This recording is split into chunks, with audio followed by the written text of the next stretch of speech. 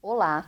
Hoje nós vamos falar sobre a teoria sintética da evolução, ou o que a gente chama de um neodarwinismo, ou seja, são determinações, né, que a gente tem relacionados com as estruturas que, na verdade, a gente consegue explicar, né, o que o Darwin ele postulou e muitas coisas ele não conseguiu, ele morreu sem saber explicar, e que depois, né, com toda a evolução tecnológica, a gente conseguiu então ver como que funcionava, né, os cromossomos, os genes, a parte do DNA, e aí então algumas coisas a gente hoje consegue explicar, e por isso então que a gente chama desse neodarwinismo.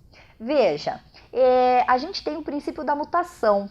A mutação ela pode ser positiva ou negativa. Ela é positiva quando? Quando ela traz um benefício para o indivíduo e esse indivíduo vai ter maior chance de sucesso dentro daquela área. E ela é negativa quando ela faz com que esse indivíduo tenha dificuldades de sobrevivência. Além dessa mutação, a partir do momento que esses genes, né, são modificados, então eu posso trabalhar uma frequência de recombinação gênica de uma determinada população. Então isso, se a gente for pensar isso, por exemplo, num laboratório, eu posso melhorar determinadas espécies ou não. Mas isso é um processo que acontece naturalmente num longo período de tempo.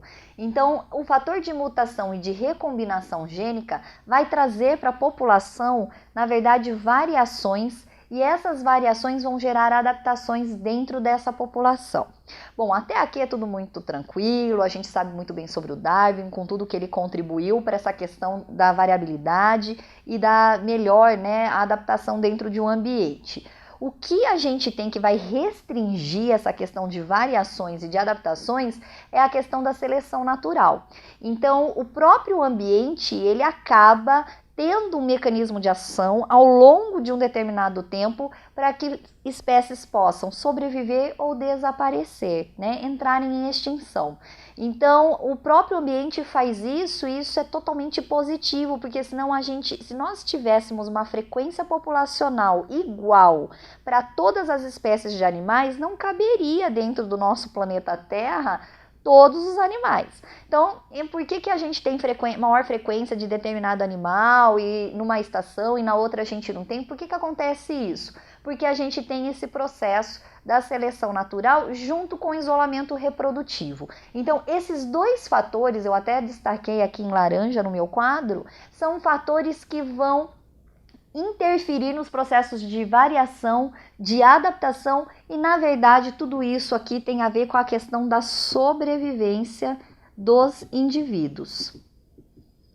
Então, o maior problema é quando isso deixa de ser um processo natural e isso passa a ter uma ação, principalmente do homem aí, interferindo nesses processos ecológicos através de produtos que vão aumentar o efeito estufa, de poluição, de desvio de cursos de rios, de barreiras que acabam sendo feitas como estradas. Então, existem várias ações do homem que podem interferir dentro desse processo. Aí a gente vai ter então o que a gente chama de um desequilíbrio dentro desses processos ecológicos e aí isso vai alterar bastante aí o nosso ambiente e o convívio, né? Tanto nós enquanto humano com os animais e as plantas, porque nós temos uma dependência desses indivíduos para que a gente possa ter uma boa sobrevivência.